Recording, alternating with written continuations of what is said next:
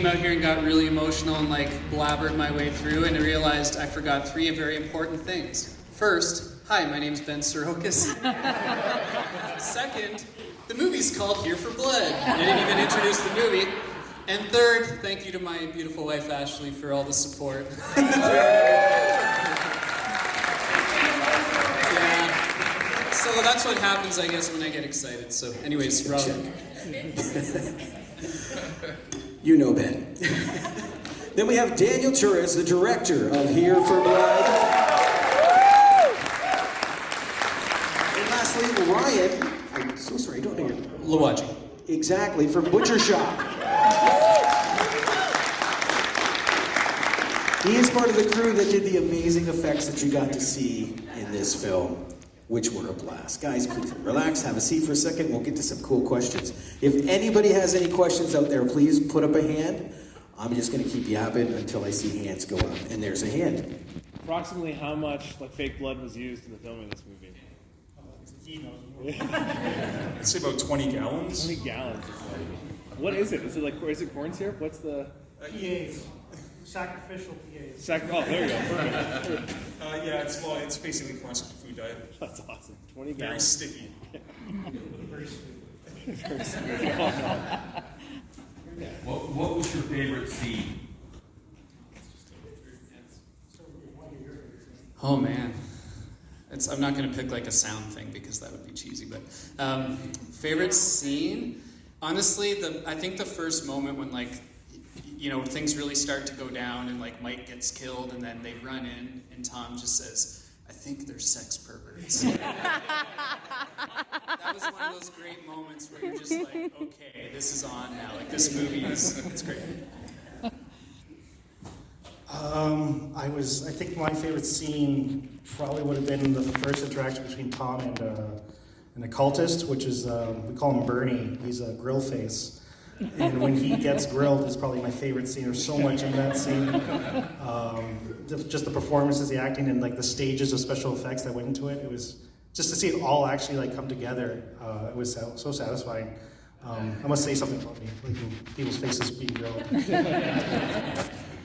Yeah, I'm the same. I like the grill part. I love when he squeezes the blister and just gets That was, you added that. It's pretty fun. Yeah, you were like, did you do that? And I was like, yeah. I like the head being torn off the end as well. It was the first night on set for us, so it just... Mine? Yeah, that's right. That was the first major effect in the movie. Was we actually did the head torn off at the end, and when I got all this, I told about how the butcher shop works. I did not really fathom how much blood was going to be involved. The ceiling was probably, I don't know if they were just probably as high as that area up there. And when we ripped the head off, the pressure of that blood just went right to the ceiling. It was dripping forever. The whole floor is coated. You terrified the camera crew. Yeah. So like the camera crew, every time there was like blood on set, they were like, "Oh my god, we got to wrap this thing up now." But wow, yeah, that was incredible. Yeah. It's one of those things, we had one go at it. So it could have went horribly wrong, but we got lucky, man. It worked out great. So. Oh, you guys were great. You guys got it all handled. Any other questions? Oh. That child actress was really good. What was it like working with her? I'll say something about it. So Maya is her name. Yeah, I mean, she stole our hearts on the set. Like everybody, young girl running around the set, lots of blood. You're like, okay, like how should we handle this? She was so cool about everything. She would come out onto set. She would chat with everybody. And the one little anecdote I want to share is that in between takes, she would be doing this little thing where she'd go like, she'd do these little dance moves. And all of us were like, what are you doing? Are you like practicing a TikTok or something? Like what's going on here? And she, I can't say, she wouldn't say. And then after we wrap and a few months down the line, I'm watching The Boys, the TV series. And it's young Starlight, I believe, is that the character? Yeah. I'm not super familiar with all the characters, but other people are. But he's Starfire. But anyways, I'm watching it and there's Maya doing the little dance, on stage. So she was rehearsing for a spot on The Boys and she couldn't tell us. Oh. So it's just the cutest thing. That's awesome. And her career has really started to take off, am I right? She's when we got her audition, it was almost like looking at a young Drew Barrymore from E.T. She was so captivating and incredibly sweet. And I'd like to take credit for her direction. She made my job super easy. I'd be like, "Can you do this?" And she was like, "Yeah, sure. Do you want me to do this too?" "You can? Okay." No, she was a pro, and she had to do all this at like 6 p.m. to 6 a.m. because this was all night shoots. So she was way past her bedtime. Yeah, she was really enthralled with what we were doing in the special effects department. And then she got to her scene, she got stabbed a leg, and she was actually really disappointed there wasn't enough blood there. Is this it, really? What kind of, oh, right here. Sure. What happy accidents occurred on set and during production that you didn't count on, if any? Then you're like, you know what, let's go with that, and it ended up in the final cut, and which of those things, if they happened, were your favorites? That's a really good question, and I think a lot of it, just because of the collaboration of so many talented people, I had an expectation, and so many other people brought something different to it that we just went with it. And honestly, when you have a tight budget like this and a short amount of time to film it, and you're working with union actors, it's a bit stressful when you're trying to figure out what to do. So I can't think off the top of my head what would have been, but there would probably be a lot of things that you weren't expecting. The cast or other departments just delivered. I would, I guess, say the whole movie's kind of a happy accident. I don't know if it's an accident, but like to me, one of the funniest parts is like when Tom just keeps giving the elbow drop, like over and over. And I remember like when we were filming it, like a lot of the time as the sound guy, I'm around the corner, like hidden in a room, like listening to headphones because I have to be out of the room and I have to be able to hear what's happening, so I have to be far enough away. So I'm like listening to things happen and I just keep hearing like, and you're just like, what's going on? And he just kept going. Because he's like, I'll give you guys a bunch of takes so that you have like some cool takes to choose from. And then you end up putting all of them in the film. It's like I don't know, I never would have made that call as like a director, but you did, and it was a great moment. Oh, back over here. Where do you come up with all the noises for all the blood squirting and mouth chewing in the back? Well, so to clarify, so I did all the on-set sound, like I was there capturing it. But like we had a great post facility that did all of the post effects and like layered on all those things. So what kind of happens on set is you record what's happening just to get references. So like there's like a squirt, you record it because you're like, well, that's what a squirt sounds like. Let's try to find some cool squirt sounds. And then in post, they go to these sound libraries and they layer all these different effects, or they might take like a watermelon and crush it or something. And then peppers, taking like a sweet pepper and cracking it open for like a bone break. And they do all this, it's called Foley, and then they layer it. Yeah, exactly. Anyways, it's not super exciting, but you know, you listen to it, you go, oh, and you never know, it could be a guy in his studio in front of a microphone twisting a pepper. So, Can you talk about what happened at the Toronto After Dark, the words and everything? Sure. You mentioned earlier, we screened this first at the Toronto After Dark Film Festival, and that was the first world premiere, which was nerve-wracking because that was the first time anyone saw it. And we were hoping it was going to land, and sure enough, it did. I was really proud of it. And some of the awards it won was Best Film, third place. It came in third out of the Best Features, which was great. The other one was Best Supporting Actor, which went to Maya. She was incredible. Yeah. It was Best Fight with the big guy at the end there. Best Kill with the head being torn off at the end, like the big finale. That one. And it was Best Film to Watch with the Crowd, which is, I think, pretty true. Everyone has a great time watching it in person. That's one thing I can attest to. When I first watched this film, Daniel sent me a link because we did a podcast together, so I watched it on television. Watching it the second time on the big screen is the way to watch this with a group of people. I laughed at more spots because of the environment I was in. Yeah. I actually noticed that people laugh at things that I didn't realize were funny. And actually, like, it softened my heart because I've been watching this over and over to the point where, like, I'm blind. But to hear you all to be a part of it and, you know, really take it in, even things that I didn't even think was possible, it's definitely a crowd pleaser. I like watching it with people. Which actually brings me to a question I have. Now seeing it on the big screen, did you have a cameo in this? No, I actually did not. It's not you. I was so stressed out that the last thing I wanted to do was like, can I be in camera here and make sure I'm here for this? Like, I think at the beginning I did want to be somewhere, but when you're in the thick of it, it was like, no, the movie comes first. Okay. Right? So at the very beginning, when Dusty's walking out of the auditorium, the janitor from the back looks like you. That's why I thought you had. we spent a big portion of post-production to CGI myself for that, and I'm glad you picked it up. There we go. It wasn't wasted. Right there.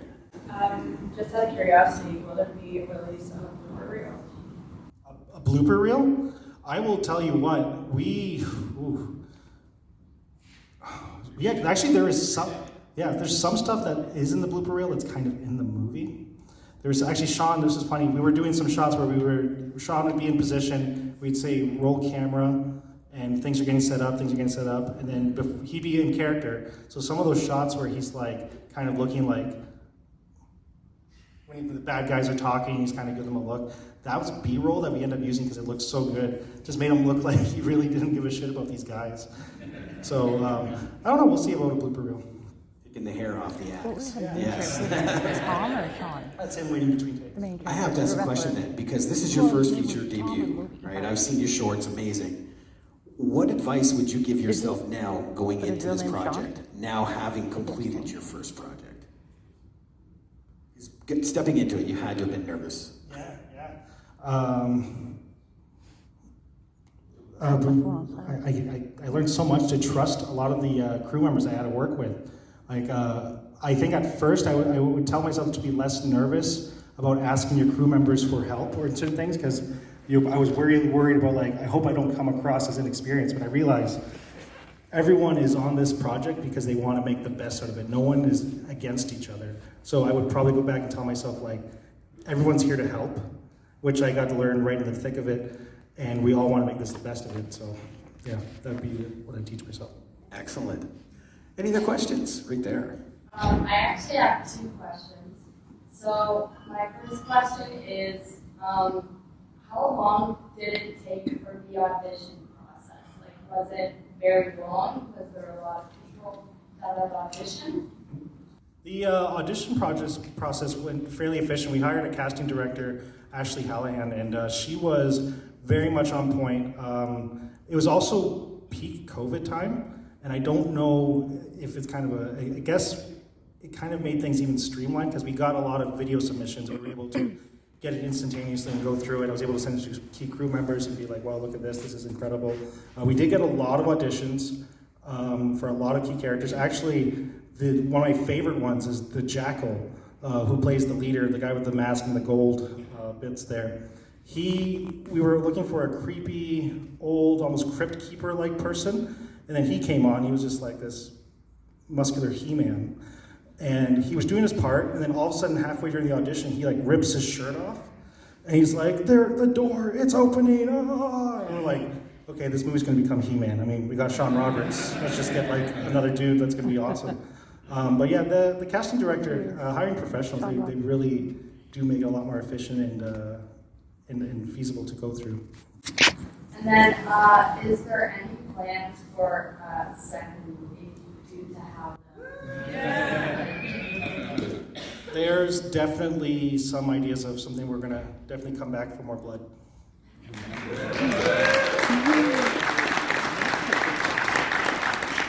Well, you set it up beautifully at the end of Mr. Grill face and head, just right there. So, speaking of the head, if you're gonna do a second one, will it have more blood? There we go. Oh, There we yeah. go. It's gonna have its own trailer. Nick. Just overseas me. I absolutely enjoyed it. It was so much fun. I don't even know how to categorize that movie, but Was there any movies going in that year?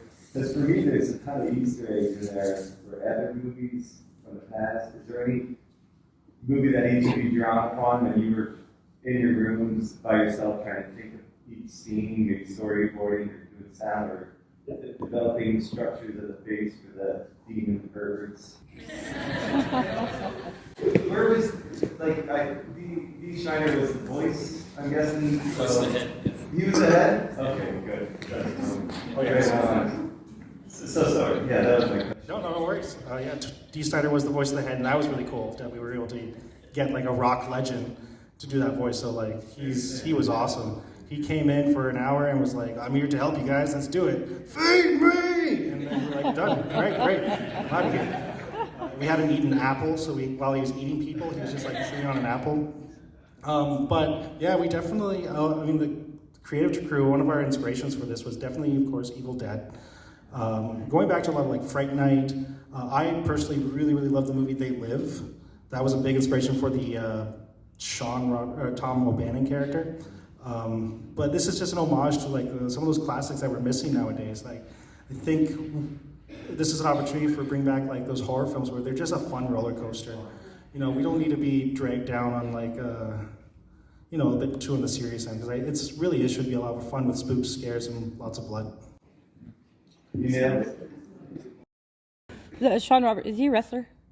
Sean Roberts, is he a wrestler? Yeah, like who? No. He looks familiar. We asked him if he would ever consider it, and he's like, nope, he's just an actor. Is he really? He's okay. Just a pro. Okay, he looks like a wrestler. Yeah, well, that made it easy for us too, for like just to get that guy to be the wrestling role, because he's just sold it. He was huge on set. Okay, cool. Oh right, yeah, we did have some wrestlers. Actually, do you want to tell some stories about Mark and Chan? Oh, it was sweethearts all around. Yeah, the big guy at the end, he gets his head torn off, and the what's his name, Sexy Face or? We call him Loverboy. Yeah, they're pro wrestlers, but they were just sweethearts on set. Like Mark was just hugging everybody, just enthralled with everything. He and Grace, he and Maya, they were besties. Yeah, like it was just fun to watch, because like you're standing here in between takes, like going, like just like Nick said, like processing what just happened.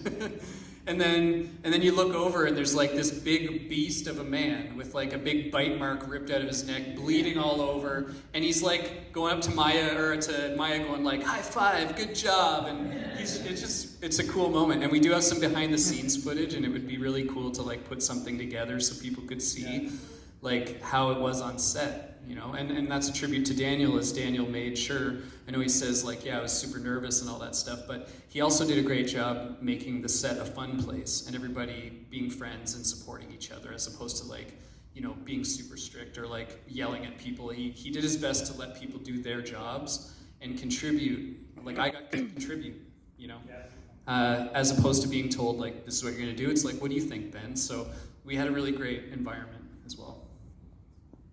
One question that's very interesting, because a lot of people come out, they watch a movie, and then that's it for them. Whereas the filmmakers, this is a life, like, in itself. So if you could, from the moment you got the script until Toronto After Dark, roughly how long was that for you guys? COVID had just happened. So I've been like, what is that, 2020? Like, beginning of the 2020. March 2020. My day job was kind of at a standstill, and I was like, you know what, I've been always wanting to go for it and make a movie. I asked a couple of friends who had some scripts, and I got that one was one of the earlier ones then. And since then, up to shooting it in 2021, yeah, we shot it in 2021, right? Yeah, September 20th. Yeah. Jesus. Yeah. Is that Ashley? Yeah. Thank you for letting me borrow your husband for so long. Yeah. I'm glad you had a great vacation. So then to get all the way to 2022 Toronto After Dark, so since 2020, like almost 2 years. Almost 2 years, of my life, for like an hour and a half on screen. It was a good hour and a half. Didn't mean to make that perspective. It's excellent work. Like, you guys did an amazing job.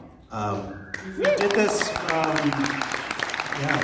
We did this movie. I guess it took a lot longer because we literally wore just a couple people that wanted to make a movie, and I went hunting down to find the right people, going through different departments. Like when one of the earliest people I knew that was going to be on the movie was Ben. Actually, Ben was right there on top because he had just helped me with the mixing another film. So I already knew and pitched to my key crew members, going like, Ben needs to be on this. So that was a huge relief. So thank you very much. And it just kind of kept snowballing. I worked on this movie every single day. And a cool story again is like Daniel saying to me after helping him on the other film, like, hey man, you know I don't have the money to repay you on the first one for all the work you did, but what I will promise you is that if I ever get a film greenlit, like a real film, I am going to make you my sound supervisor. And you're like, okay, yeah, that's what everybody says, because you did some cheap work for them, and they're like, trust me, someday I'll repay you.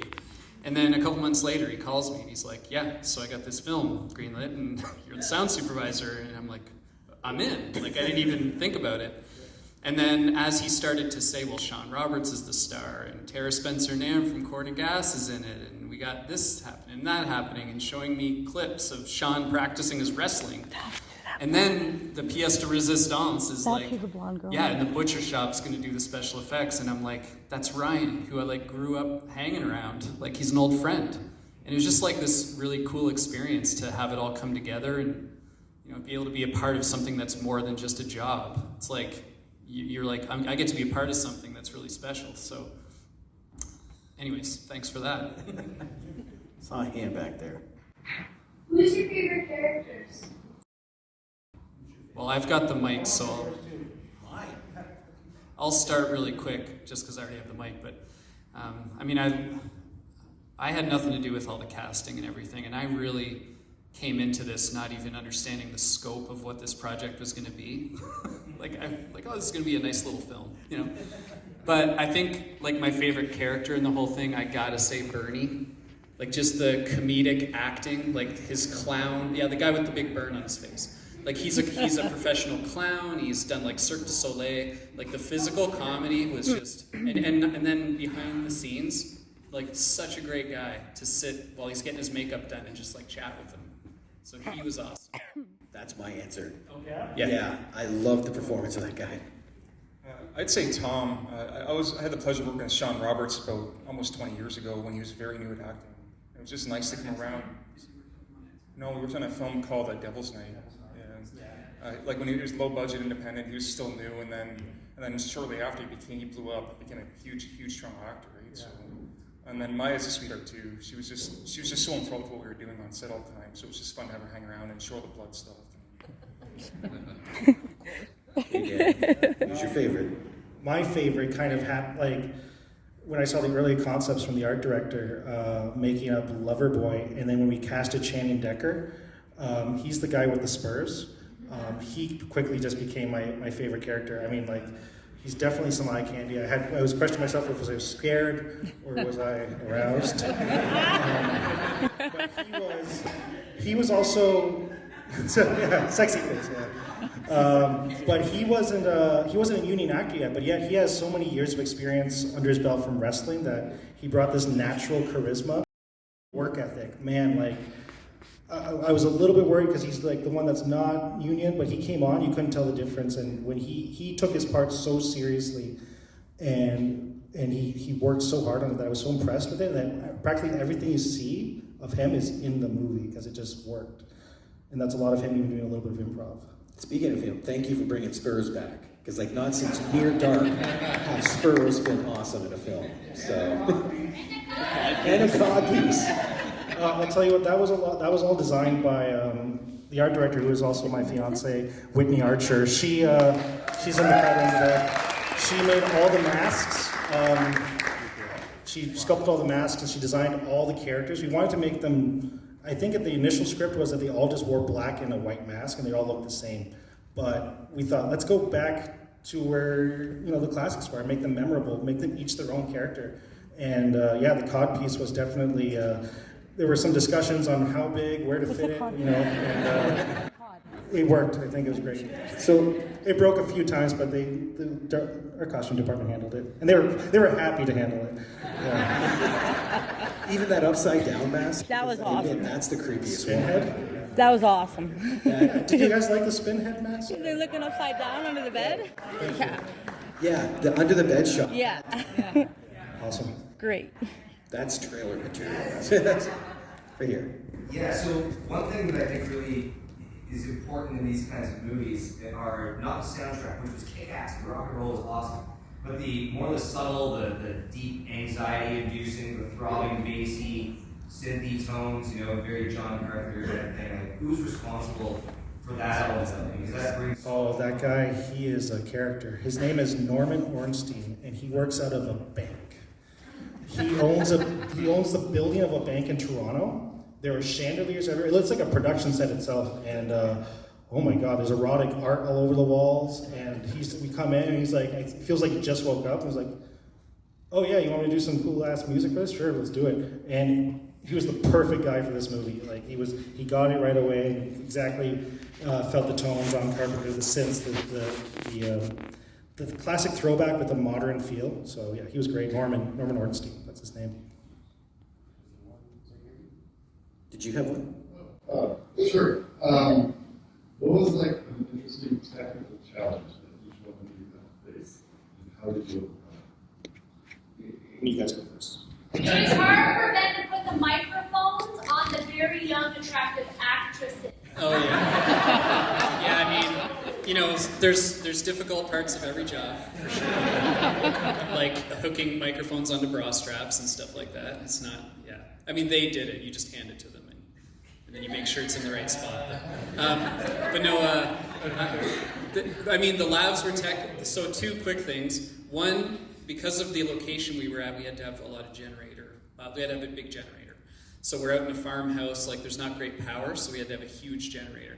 So you can imagine all those outdoor scenes, like you've got a generator going, wah, like right there.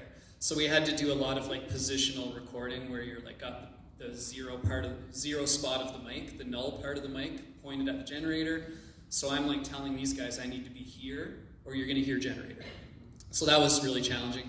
And then the other one with the labs was like with Sean, he always had blood being poured on him, so I had to stick the lav right there. And when Sean Roberts tells you this is where the lav goes, I got my big pecs and it fits right there, you don't say otherwise. So you stick it there, and then these guys dump blood all over it, and the lav just keeps falling off and keeps falling off. So that was extremely difficult to keep up with. I think Mark, the big guy at the end, he was a sweaty dude. He wouldn't stop sweating, so we had to put that piece on his neck for when head bites him, and it just kept sliding off him all night long. That was a really challenging thing. But we made it work. Had everything in blood. Yeah. And just to speak on his behalf before my technical thing, he is so muscular that he has zero body fat. So when we were filming in October, in the night, he was freezing. Like he was so cold, and he had these cute little quilt blanket on top of him over in between takes, but he stuck through it, and yeah, like he had to deal with all that. So our cast had to go through quite a bit of technical stuff. But I guess one of the ones I can think of is we rented an Airbnb for the main location. So if any of you guys have an Airbnb and want some blood in there, just give me a shout. But that location was tough to use because it looks spacious, I think, because of their lenses, but it was not. We were cramped. Every room was tight. If we had to do like a reverse angle, so imagine the whole crew kind of shifts over to the one side, and they're all like, okay, grab your shots, and then goes to the other side and grab the shots. It was, that was definitely a technical difficulty just to maneuver through that house, but it worked. But the attic looks so spacious. The attic is not a part of that house. That actually, we made a fake staircase that goes up to nothing. Technically, the upstairs level is the attic of the house, and we just made an attic in the barn location. Movie magic. Yes. One more question. How about you? Would you have a box of T-shirts for the main actor? Like, I mean, how did you handle that? And the other question is, before you know, this house, who cleaned that up afterwards? PAs. Sure. We all had to clean up the house ourselves practically after almost every take, or we would have to cover furniture and stuff that we brought in that we rented. The blood there was so much in the house that once we did a lot of scrubbing in like the kitchen area and the ceiling, we'd come back and we'd find more blood on the ceiling, but we didn't do any work that day. And we're like, why is there blood back on the ceiling? Turns out because it's so sweet, the flies are attracted to it, getting on it, walking all over the ceilings again. So it was like extra work for us to go find, clean that up. And the shirts, yeah, we had to get a whole bunch made just because there's just so much blood. Well, congratulations to all of you.